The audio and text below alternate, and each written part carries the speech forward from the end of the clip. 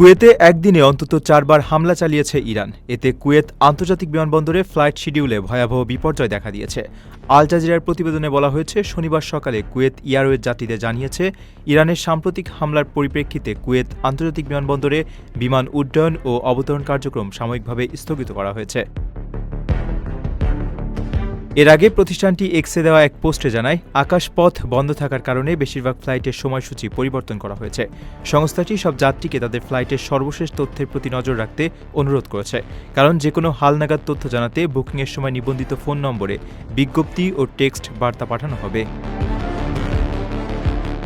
কুয়েতের সেনাবাহিনী এক বিবৃতিতে বলেছে, তাদের বিমান প্রতিরক্ষা ব্যবস্থা বর্তমানে ইরানের ক্ষেপণাস্ত্র ও ড্রোন হামলা প্রতিহত করছে। বিবৃতিতে আরও বলা হয়েছে, সেনাবাহিনীর জেনারেল স্টাফ জনগণকে বিস্ফোরণের শব্দ নিয়ে আতঙ্কিত না হওয়ার আহ্বান জানিয়েছেন। মূলত আকাশ প্রতিরক্ষা ব্যবস্থা ক্ষেপণাস্ত্র ও ড্রোন প্রতিহত করার সময় এসব বিস্ফোরণের শব্দ শোনা যাচ্ছে।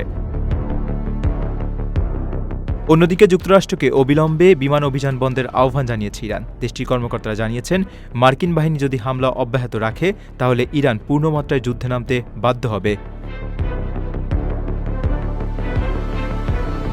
নিজের একটি স্বপ্নের ফ্ল্যাট এখন আর স্বপ্ন নয়।